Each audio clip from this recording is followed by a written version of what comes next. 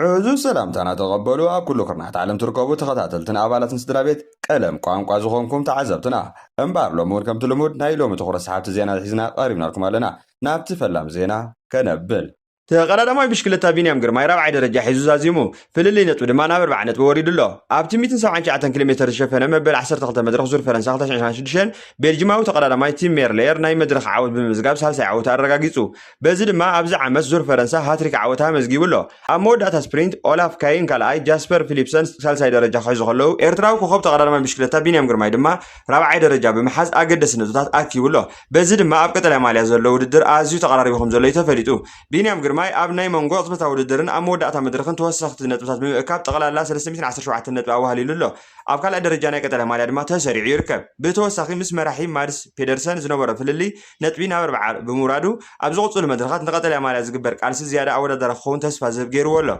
دمر نطبا قتلا ماليا مارس بيدرسن 357 نطبي بينيام غرماي 317 نطبي جاسبر فيليبسن 311 نطبي بمحز يمرحلو بينيام غرماي كسابلو ميناي مدرخ عوت كوانت زي مزغبه بحفشه نطبي كلا درجه بمحز اب قتلا ماليا زغبر زلو قالس اگداس زخون نطبات اكيو مهلاو نبعلو كن قليل زبحال عوت كم زي مخانو تحبيرو فللي نطبينا 4 بمورادو اب زقصلو قصبتاو وددرات مدرخات نمريحነት زلو عدل كوسخ يخل زبل تسفاون زحدريو صباح 14 حمله بزغبر زور فرنسا 2026 ن 205.8 كيلومتر زشفن بوزح قوتات استماله مبل 10 مدرخ كقصليو بزي مخنا دما اسم مدرخ نخم بعل بينيام غرماي سبرينتات ويرماق ناي قصبت ودد تساتفتي كبير فتنا كخوني تثبيت زغبرلو كبلو تنتن سبورت دما يردو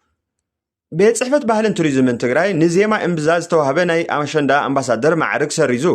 ቤት ጽሕፈት ባህልን ቱሪዝምን ክልል ትግራይ ንጓል ድምጻዊት እምብዛዝ ኾነ ዜማ እምብዛዝ ተዋህበ ናይ አሸንዳ አምባሳደር ማዕረግ ካብ 16 ሐምለ 2026 ጀሚሩ ብወግዕ ከም ሰረዙ አፍሊጡ እቲ ቤት ጽሕፈት ኣብ መግለጺኡ ዜማ እምብዛ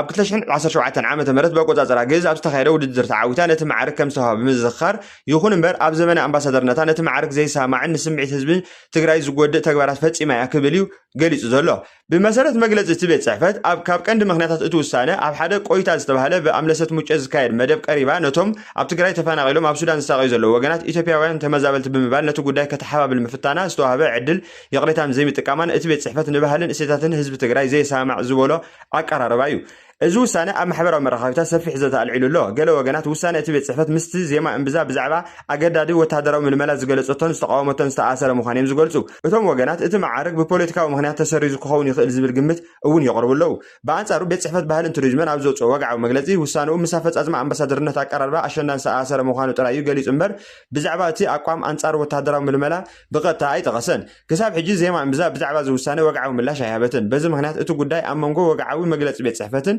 ኣብ ማሕበራዊ መራኸቢትን ዝቀርቡ ዘሎ ፖለቲካዊ ተርጓሚታን ተፈላልዩ ጥራዩ ዝረአ ዘሎ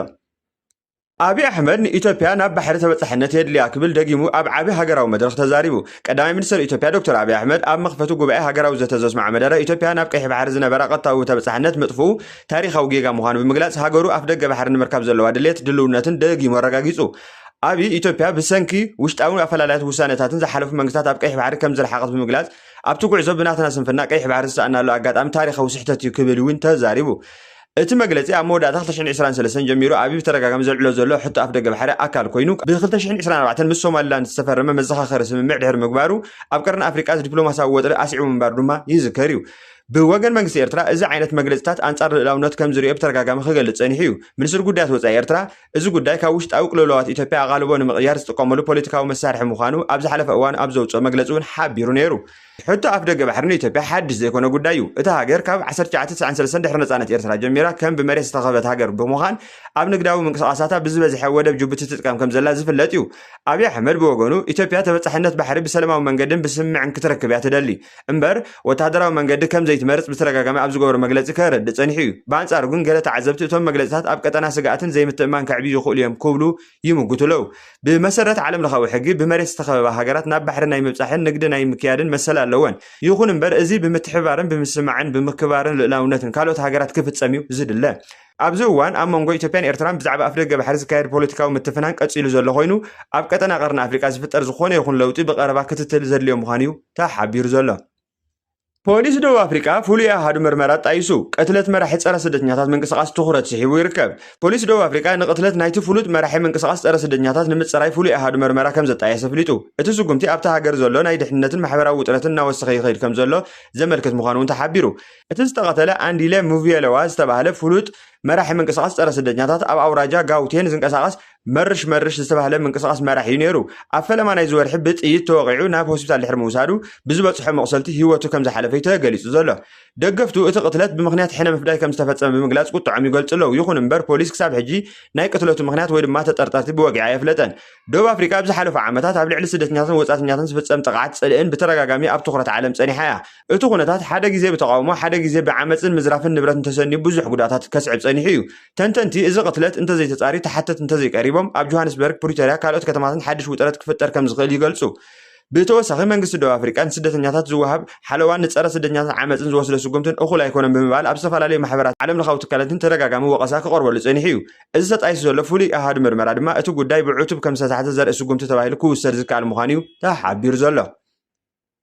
ኢራን ከቢድ መጠንቀቕታ ሂባ። ኢራን ኣሜሪካ ኣብ ልዕሊኣ ተካይዶ ዘላ ተወሳኺ ወታደራዊ መጥቃዕታት እንተቐፂሉ ኣብ ዞባ ማእከላዊ ምብራቕ ዝርከቡ ኣገደስቲ መስመራት ንግዲ ክትዓፁ ከም ትኽእል መጠንቀቕታ ሂባ ኣላ። እዚ መጠንቀቕታ ዝመፀ ፕረዚደንት ኣሜሪካ ዶናልድ ትራምፕ ተወሳኺቲ ወታደራዊ ስጉምቲ ኣብ ልዕሊ ኢራን ከም ዝወሰደ ድሕሪ ምግላፁ እዩ። ሓይልታት ሓለዋ እስላማዊ ሰውራ ኢራን ብወገኖም መፃበ ሆርሞዝ ጥራይ ዘይኮነስ ካልኦት መስመራት መጓዓዝያ ነዳድን ባሕርን ንግድን ከምኡውን